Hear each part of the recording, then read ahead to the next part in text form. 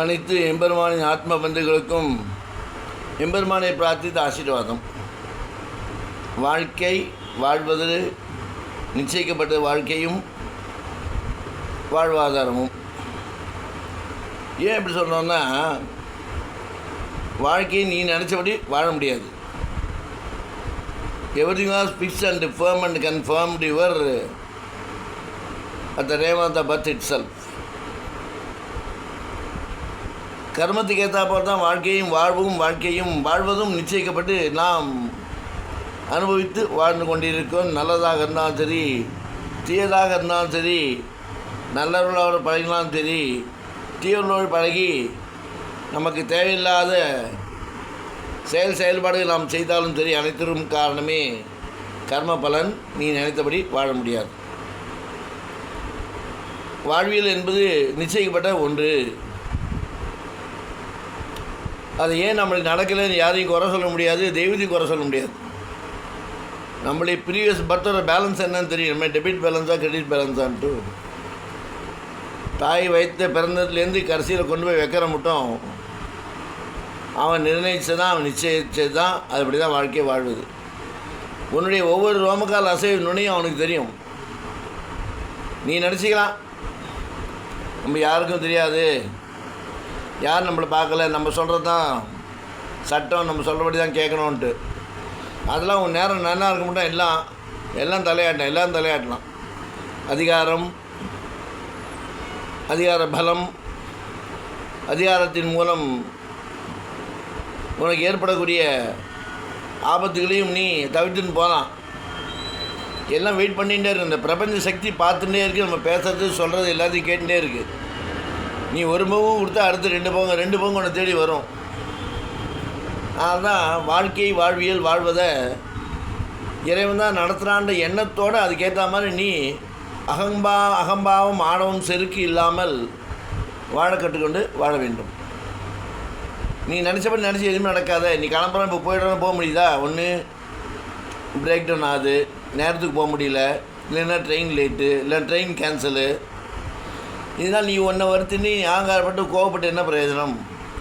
இன்றைக்கு இது இப்படித்தான் என்பது நிச்சயிக்கப்பட்ட ஒன்று.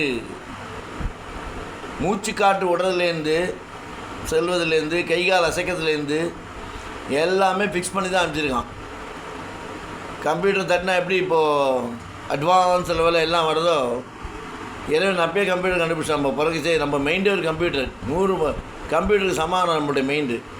ஏன்னா காலில் அடித்தோம்னா ஐயோ அம்மான்னு டக்குன்னு கத்துறமே. கம்ப்யூட்டராவது சுவிட்ச் ஆன் பண்ணி அதில் ஸ்க்ரீனில் பொம்மை வந்து அப்புறம் மவுஸை போட்டு உருட்டின அப்புறம் தான் அது எனக்கு இன்னும் கேட்ட குறிப்புகள்லாம் வருது. இது அப்படி இல்லை. அடுத்த செகண்டு கண்ணியுமே நேரத்துக்குள்ளே தலைக்கு உத்தரவு போகுது. இறைவன் படைப்பு எப்படி படைத்தவனே இல்லைன்னு நீ சொல்லாத. நீ இல்லைன்னு சொல்கிறது நீ யார்? நீ எல்லாம் போயிடுவே. அப்போ இருந்தேன்னு தானே சொல்லுவாங்க. உன்னை இல்லைன்னு சொன்னால் நீ இருந்த இல்லை. அது மாதிரி தெய்வம் இருக்குது, எப்போதும் இருக்கும். நீ இருந்தால் மறைஞ்சிச்சே, நீ இருந்தேன்னு சொல்கிறாங்களே, நீ இல்லாமல் போச்சே. கேவலம் மனுஷனுக்கு எப்படி இருந்தால், மனுஷனை படைச்சி உலகத்தை படைச்சி அவன் எவ்வளோ கால்குலேட்டிவ். மனிதர்கள் பிறப்புக்கு முன்னாடி அவனுக்கு என்னென்ன தேவைன்ற அதுக்கு எல்லாத்தையும் ஏற்படுத்தி கொடுத்து தான் அவன் பிரபஞ்சத்தை மக்களுடைய வாழ்க்கையை ஆரம்பிக்கிறதுக்கு உண்டான வசதி ஏற்படுத்தி கொடுத்து தான் பிறப்பு என்ற மனித வர்க்கத்தை ஏற்படுத்தி கொடுத்தான் பரம்பொருள். நீ ஒன்றுமே செய்யலை. அதுக்கோசம் எஃபர்ட் எடுக்காமல் எஃபர்ட் எடு. எல்லாம் முன்னால், எல்லாம் நீ நடத்துகிறாய், முன்னால் நடக்கிறது. தெய்வம் இல்லைன்னு சொல்லலாம். என்ன போலி கௌரவம். மற்றவன் நம்மளை பெரிய ஆள் சொல்லணும். அவன் சொல்லி என்ன போகிறது? அவனே நாளைக்கு காணாமல் போகிறானே. கண்ணை வீடு வர போதா, கண்ணை பொண்டாட்டியாக சொத்தா பேச்சு நீ உட்காந்துருக்கிற வீடா, போகிற காரா? பிபி சுகர் ஜாஸ்தியான டாக்டர் நடந்து போடுறான்.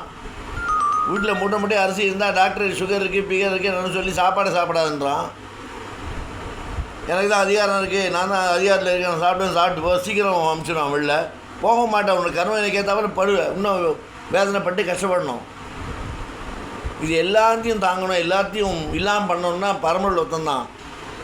தெய்வ நம்பிக்கை ஒண்டி தான். தெய்வத்தை நாடி சொல்வது தான் தெய்வத்தின் நாமத்தை சொல்கிறது தான். இதை புரிஞ்சிக்காம உன்னுடைய அதிகார துஷ்பிரயோகத்துக்கும் உன்னுடைய செல்வாக்கை பெருக்கின்னு நீ உலகத்தில் பெரிய ஆளை காமிச்சிக்கணும்னு நீ சாமி இல்லை சாமியே இல்லை அப்படின்னு நினச்சா நீயே எல்லாம் போயிடுவ. இது பொதுவான கருத்து, யார் மனதையும் புண்படுத்தோடு பேசக்கூடியதில்லை.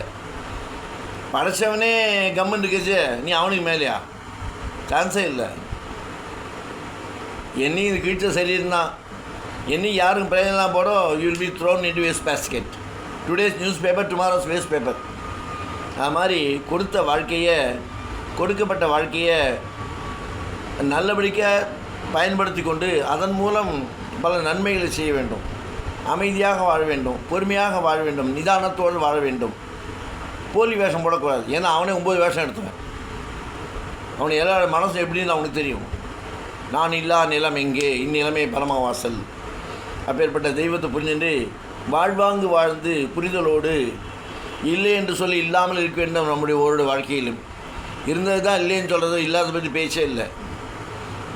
நானே நம்மள நாளைக்கு இல்லைன்னா கூட நம்ம முதல்ல இருந்தோம்ல, இந்த பூலத்தை இந்த பூமியில் பிறந்து வாழ்ந்தோம்ல. அப்போ தெய்வம் இருந்தது இல்லை, தெய்வம் இருக்குது. எப்போது இருக்கும்? இந்த பூமி எப்போது இந்த மழையெல்லாம் வந்து எல்லாம் அழியும், அது மட்டும் அவனுடைய பார்வை, அவனுடைய ஆட்சி, அவனுடைய கட்டுப்பாட்டு தான் உலகம் இயங்கிறது. புரிந்து கொள்வோம், புரிந்து நடப்போம் என்று கூறிக்கொண்டு ராமானுஜன் திவ்ய திருவடிகளே சரணம்.